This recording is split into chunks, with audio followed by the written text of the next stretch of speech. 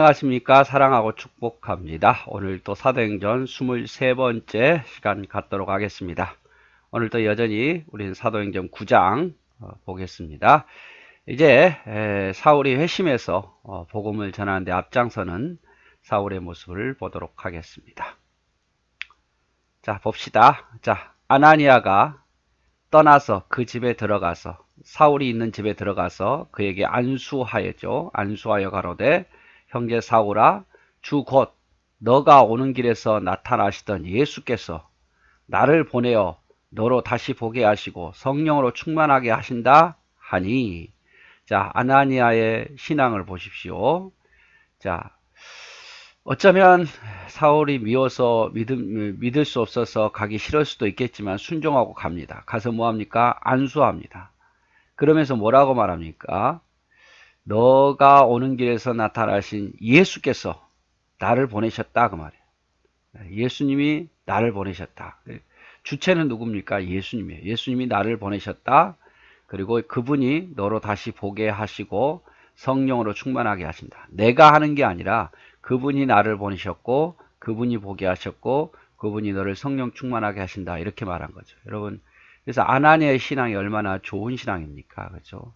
자기의 능력이 아닌 예수님의 능력으로 하셨다. 즉시 사울의 눈에서 비늘 같은 것이 벗겨져 다시 보게 된지라 일어나 세례를 받고, 그래서 그 사울이 보게 된 거죠. 안 보이던 게 보게 되는 거예요. 기적을 봅니다. 다메섹 도상에서도 놀라운 일들이 일어났는데 정말 안수하니까 눈이 보게 된 거예요. 그리고 즉시로 세례를 받습니다. 그리고 음식을 먹게 되죠. 음식을 먹음에 강건하여진지라. 사울이 다메섹에 있는 사람 제자들과 함께 며칠 있을 때 다메섹에서 그리스도인들을 접촉하기 시작하죠. 만나서 그들과 예수님에 대해서 더 이야기를 듣게 되고 신앙이 자라게 됩니다. 자, 즉시로 각 회당에서 예수의 하나님의 아들이심을 전파하니 이제 변화되어서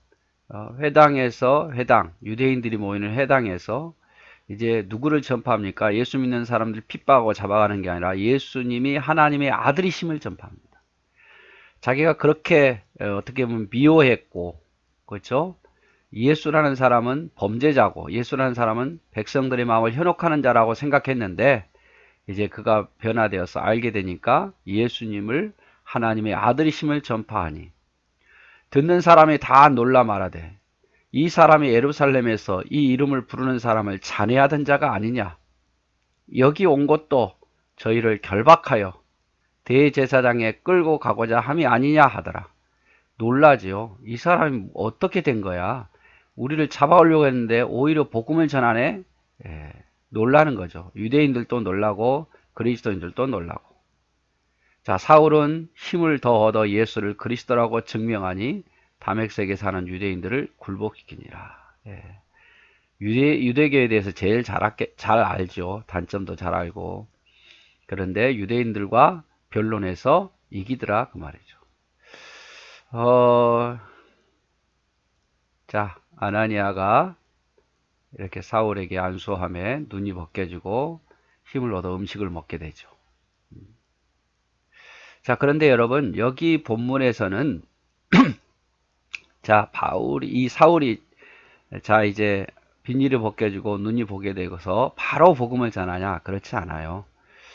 아라비아라는 광야에 가서 주의 말씀을 연구합니다. 아라비아라는 광야에 가서 자, 여기 갈라디아서 1장 16절 17절에 보면 그 아들을 이방에 전하기 위하여 그를 내 속에 나타나시기를 기뻐하실 때에 내가 곧 혈육과 의논하지 아니하고 누구에게도 의논하지 아니하고 또 나보다 먼저 된 자들을 만나려고 예루살렘으로도 가지 아니하고, 자, 변화되어서 누구와도 의논하지 않고 예루살렘으로 가지도 않고 오직 아라비아로 갔다가 다시 다메섹으로 돌아오니라. 약 추측컨대 3년 동안 이 아라비아의 광야에 가서 좀 더 하나님의 말씀을 알고자 율법을 다시 보고자 자기가 지금까지 배워왔고 알았던 것이 잘못됐다는 것을 알고자 이제 아라비아라는 사람이 없는 광야라고 해서 다시 말씀을 보기 시작하는 거예요. 자, 아라비아는 어디에 있냐면요. 여기. 다메섹에서 가까운 아라비아. 광야니까 사람이 없는 곳이에요. 아마 토굴 속에 들어가서 다시 모세 율법을 보고 예수님에 대해서 다시 재조명하기 위해서 정리하기 위해서 갔던 것 같아요. 갔다가 다시 다메섹으로 돌아오는 거죠. 예루살렘에서 다메섹으로 가죠. 그래서 다메섹에서 아라비아로 갔다가 다시 다메섹에서 복음을 전하는 거죠. 이 과정이 지금 여기에서는 사도행전 9장에서는 빠져 있어요. 그리고 다시 예루살렘으로 돌아가는 거죠. 자, 아나니아가 안수함에 성령을 받고 비늘 같은 것이 벗겨져 보게 되었고 예수의 이름으로 세례를 받고 기력을 회복하여 음식을 먹을 수 있게 되었습니다. 자, 아나니아가 안수하니까 성령 받고 비늘 같은 것이 벗겨져 보게 되었고 세례 받고 음식을 먹고 그렇게 되죠. 자, 바울은 이렇게 예수님을 영접한 후 다메섹의 그리스도인들과 교제했다. 그리고 여기는 없지만 아라비아로 가서 기도했다. 아라비아로 가서 기도했다. 자, 아나니아가 안수함에 성령 받았죠. 그래서 뭐가 일어나죠? 비닐 같은 벗겨져 보게 되는 거예요. 첫 번째 현상. 그리고 예수 이름으로 세례를 받죠. 두 번째, 세 번째 기력을 회복하여 음식을 먹게 됩니다. 요거 정도는 여러분 기억하시면 좋을 것 같습니다.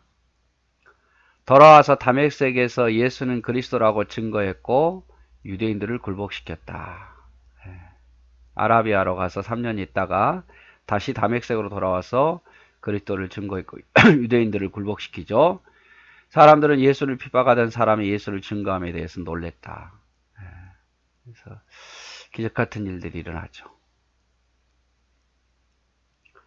자, 여러 날이 지나며 유대인들이 사울을 죽이기를 공모하더니 그 계교가 사울에게 알려진지라 저희가 그를 죽이려고 밤낮으로 성문까지 지키거늘 그의 제자들이 밤에 광주리에 사울을 담아 성에 달아내리니라. 자, 유대인들은 사울을 죽여야 되겠다고 생각한 거죠. 왜냐하면 자신들의 단점을 가장 잘 알고 있을 뿐만 아니라 자기 편인 줄 알았는데 이제 복음을 전하니까 유대계의 해가 되는 거예요. 그래서 다메섹에 사는 유대인들이 사울을 죽이기를 공모하고 사울이 이것에 대해서 알게 되자 밤낮으로 성문을 지키면서 못 도망가도록 성문을 지키고 이제 기회만 엿보고 있는 거죠. 그래서 그 다메섹에 사는 또 다른 그리스도인들이 이제 바울의 말을 듣고 제자가 된 사람들이 밤에 몰래 광주리에 사울을 담아서 성 밖으로 빼돌리죠. 이제 도망치는 거죠. 그래서 사울이 어디로 갑니까? 사울이 예루살렘에 가서 제자들을 사귀고자 하나 다 두려워하여 그의 제자됨을 믿지 아니하라. 예루살렘에 도착했는데 제자들이 안 믿어요. 사울이 얼마나 악한 짓을 했는지 저거 우리 속이는 거 아니야? 안 믿는 거죠. 근데 바나바가 데리고 사도들에게 가서 그가 길에서 어떻게 줄을 번 것과 주께서 그에게 말씀하신 일과 다메섹에서 그가 어떻게 예수 이름으로 담대히 말하던 것을 증명해 준 거죠. 누가? 바나바가. 나중에 이 바나바가 사울과 함께 동역자가 되잖아요. 사도들에게 증인이 되어진 거죠. 그가 어떻게 주님을 보았고 어떻게 다메섹에서 복음을 전했는지. 바울의 외심은 유대인들에게는 큰 타격이었다. 그래서 바울을 제거하려고 빠져나가지 못하도록 밤낮 성문을 지켰고 바울은 도움을 받아 몰래 바구니를 타고 예루살렘으로 피신했다. 우리 역시 신앙이 깊어질수록 핍박이 더 강해진다. 이것은 우리가 겪어야 할 과정이다. 여러분, 믿음이 강해지고 열심히 하면 핍박이 없는 게 아니라 핍박이 심해져요. 그러나 여러분, 핍박이 심하다고 포기하지 마십시오. 주님을 위해서 살다가 핍박이 심한 것은 내가 주님을 위해서 열심히 살고 있다는 거예요.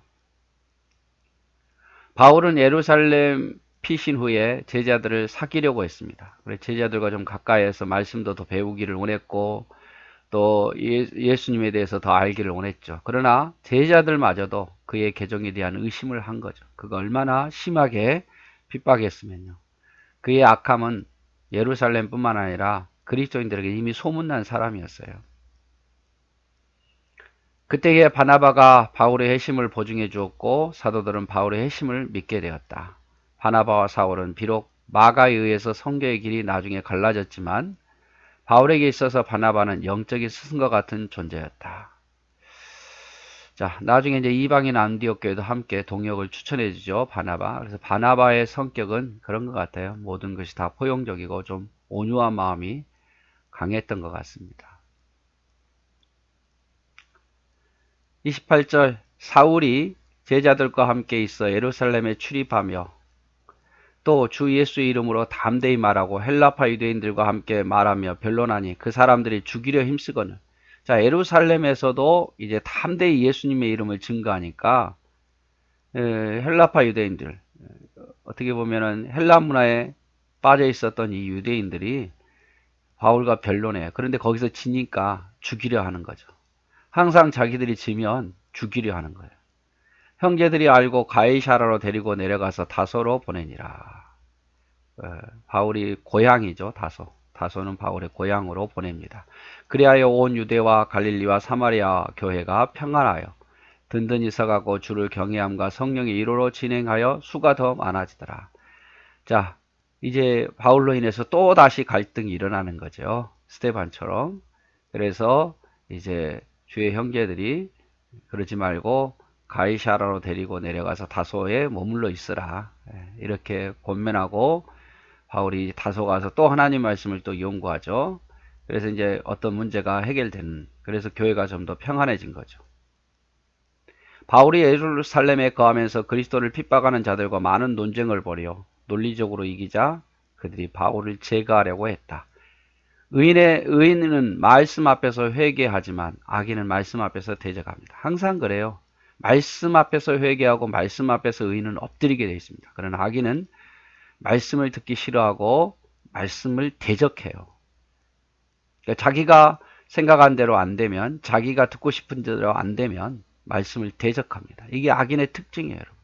그래서 여러분 절대 하나님 말씀 앞에서 아멘, 또 회개하고 엎드리고 이래야지, 말씀을 여러분 대적하면 절대로 안 돼요, 여러분.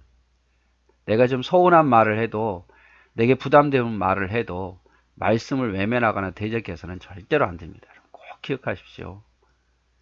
결국 바울은 예루살렘에서 피신하여 가이사라를 거쳐 고향 다소에 머문다. 이는 이방인들에게 복음을 전파하기 위해 준비하신 하나님의 계획이었다. 또 이제 다소에 머물면서 복음을 준비하라 그 말이죠. 그러므로 우리가 하나님의 뜻을 믿고 따라야 된다. 원망하지 말고, 우리가 하나님이 어떻게 우리를 인도하든지 원망하지 말고 따라야겠죠. 예루살렘의 핍박으로 흩어졌지만 결국 하나님이 그 고난 뒤에 온 유대, 예루살렘을 포함해서 이제 사마리아 그리고 북쪽 갈릴리까지 성령으로 교회가 든든하게 세워져가고 수가 더 많아지고 있다. 핍박이 있었지만 견디고 나니까 또 축복이 있는 거죠. 자, 다소가 어딥니까? 여기입니다. 자, 아라비아로 갔다가 예루살렘을 갔다가 다시 다소로 가죠. 가이사를 거쳐서 배를 타고 다소로 갑니다. 이게 바로 바울의 고향이에요. 자, 그래서 오늘은 이제 사울이 바울로 회심해서 복음 전파에 앞장선다는 거, 여기 지도를 보았지만 다메섹에서 변화되어서 아라비아에 가서 3년 동안 복음을 연구하다 다시 다메섹으로 돌아와서 예수님을 증거하죠. 여기서 죽이려고 그러니까 어디로 갑니까? 예루살렘으로 가요. 여기서도 또 예수님을 증거합니다. 여기서도 이 바울을 죽이려고 그러니까 어디 갑니까? 다소로 가죠. 여기서 또 말씀을 연구합니다. 그래서 하나님의 복음을 강하게 증거하자 사울 역시 핍박을 당하는 모습을 볼 수 있습니다. 네, 오늘은 여기까지 보도록 하겠습니다. 사랑하고 축복합니다.